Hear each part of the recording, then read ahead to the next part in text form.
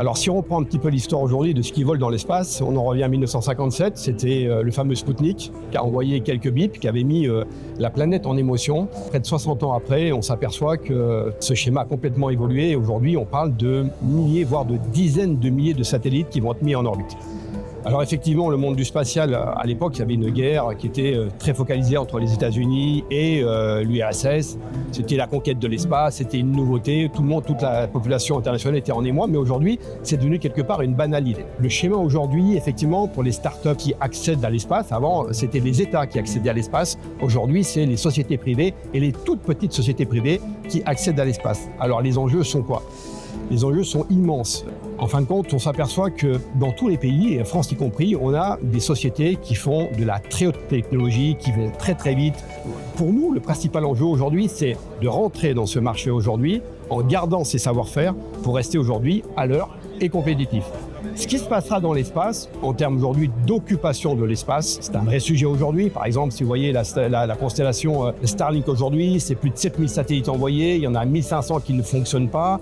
On a déjà des problèmes de collision aujourd'hui de satellites générant une pollution qui va être des enjeux peut-être techniques de demain, de lancement et même de pollution de l'espace et de l'environnement. Ce risque-là aujourd'hui, je pense que sur la survie d'un satellite dans un environnement qui va être sursaturé, c'est un premier problème. Mais à notre niveau et dans mon expertise, l'autre problème, c'est de rentrer dans cette course parce qu'il faut y aller aujourd'hui, mais en gardant et en protégeant ses savoir-faire et ce qui est, à mon avis, la garantie aujourd'hui d'une longévité de l'activité. Voilà.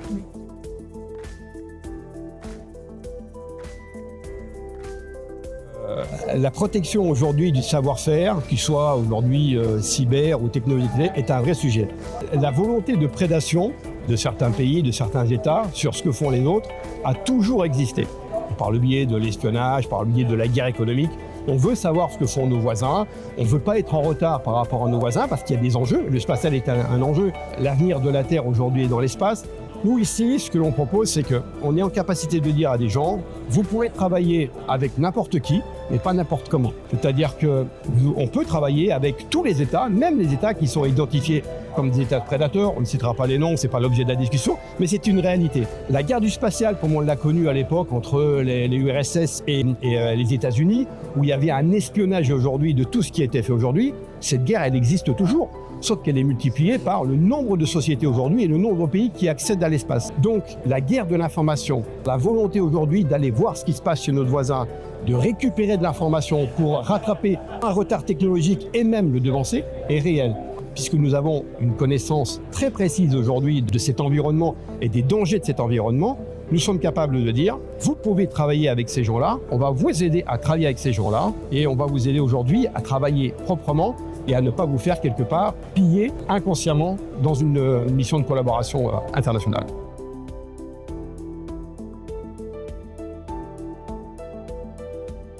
L'intégration de la sûreté ou de la sécurité dans l'initiative des projets, et même des projets d'envergure aujourd'hui, c'est plus un sujet. La sécurité a toujours été quelque chose qui a été pris, pour le coup, en satellite ou un petit peu en après-coup de montage de projet. On s'aperçoit d'une chose aujourd'hui, c'est que quand on monte un projet d'envergure, puis qu'à un moment donné, on fait un focus sur dire, OK, on est en train de travailler sur ces sujets avec tel pays, dans telles conditions, etc. Puis un jour, on s'interroge, je dis, ouais, mais en termes de sécurité, on fait comment? Quand on intègre la sécurité dans des projets aussi dimensionnants et avec du retard, la première conséquence, c'est que, d'abord, il y a des conséquences de coûts. Ils ne sont pas budgétisés en amont. Donc, quand on arrive et qu'on dit, on peut travailler, mais on a identifié ça va coûter quand? Aujourd'hui, de tels budgets sont budgétisés. Et quand on met le budget de sécurité sous la table, qui vient aujourd'hui, comme ça, par enchantement en cours de projet, ça pose déjà un problème financier. Ensuite, l'enjeu étant aujourd'hui d'intégrer la sûreté sur ce type de projet aujourd'hui en prenant en compte l'activité, la spécificité d'activité et de dire voilà, on va vous aider à travailler et ça n'aura aucun impact aujourd'hui sur le déroulement de votre activité, tant sur le plan technique que politique, que stratégique, que technique, etc. etc. Dans l'ensemble des projets, qu'ils soient spatiaux ou autres, intégrer la sécurité dès le début des opérations, c'est identifier, c'est caler, c'est en harmonie, en adéquation avec les attentes. Les anglo-saxons ont une culture de la sécurité que nous n'avons pas. Nous devons aujourd'hui prendre en compte cet objet sécurité, sûreté, et l'intégrer dès le début des projets. Là, ça va rouler complètement.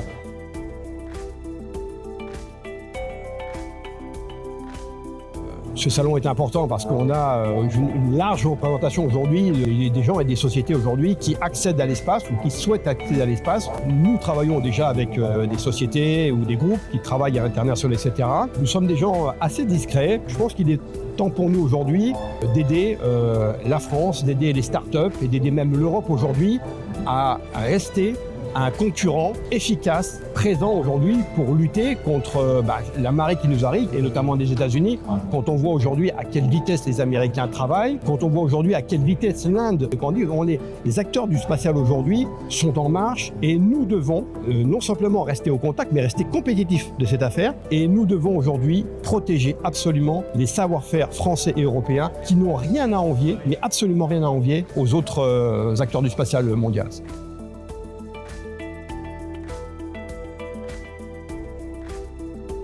Moi, quand j'ai vu le listing, tout de suite, j'ai dit, il faut qu'on y soit. Parce que quand on voit la fourmilière aujourd'hui d'acteurs, qui, aussi bien sur le plan start-up, investisseurs, etc., on s'aperçoit qu'il y a quand même une espèce d'émulation. Les gens vont se parler, vont se découvrir. Et nous, on va aider aujourd'hui et proposer nos services aux gens. On dit, voilà, on va vous aider à travailler sereinement. Vous savez, le listing des présents ici fait qu'une société de sécurité comme la nôtre, en tout cas de sûreté et de protection des technologies, ne peut pas ne pas venir à un salon comme ça. Il y a une telle richesse aujourd'hui présente sur le salon qu'on se doit d'être ici et qu'on se doit parler avec ces gens-là et on va vous dire, nous, on va vous aider. En métaphore, si vous permettez, comme je le disais, on va vous aider à déjeuner avec le diable. Nous, on va vous prévoir une fourchette assez longue, voilà, pour bien travailler.